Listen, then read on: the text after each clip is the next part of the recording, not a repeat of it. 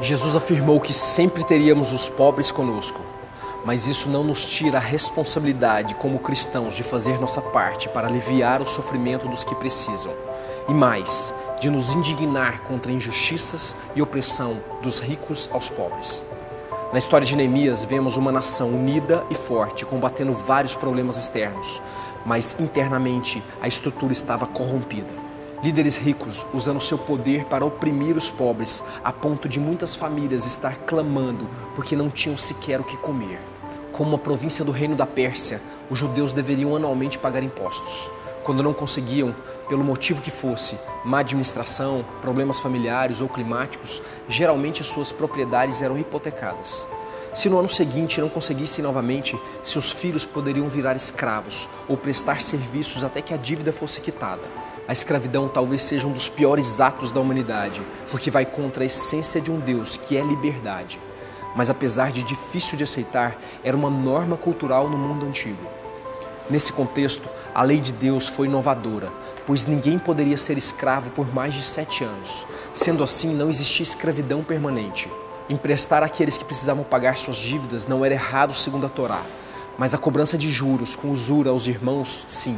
Se analisarmos na letra da lei, os ricos judeus cobravam muito abaixo do que as nações ao redor costumavam cobrar.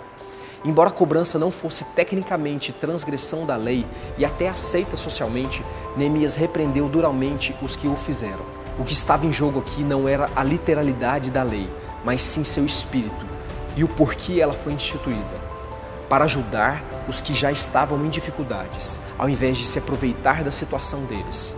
Assim como essa lei, todas as dadas por Deus são para o nosso bem e para que seu povo possa viver mais e melhor. Por isso, é importante entender o verdadeiro espírito da lei, para que possamos obedecer da melhor forma e usufruir de seus benefícios. A repreensão de Neemias surgiu efeito, e eles concordaram não só em parar a cobrança de juros a seus compatriotas, mas em restituir o que havia sido cobrado, além de jurarem que isso não voltaria a acontecer. Os juramentos eram considerados santos, mas acima dos juramentos, nossa palavra como povo de Deus deve corresponder às nossas ações e devem ser confiáveis. Seja, porém, o vosso falar, sim, sim, não, não. O que passar disso é de procedência maligna. São em momentos de crise que a nossa fidelidade e proximidades com o caráter de Deus são mais testadas. A lei de Deus é nosso parâmetro, mas ela não deve ser um limitador. Se você pode fazer mais, faça. Neemias, por exemplo, abdicou de riquezas e de um alto cargo para fazer a obra de Deus. E provavelmente isso lhe custou boa parte de suas riquezas. A obra de Deus deve vir antes de qualquer vantagem ou ganhos pessoais. Porque senão você estará trabalhando para você mesmo e não para Deus. Que a paz seja convosco.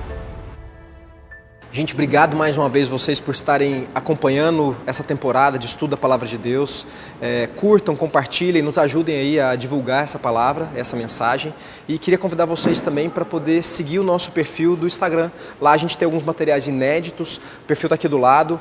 Se inscreve lá, acompanha a gente pelo Instagram também, beleza? Um abraço, até mais.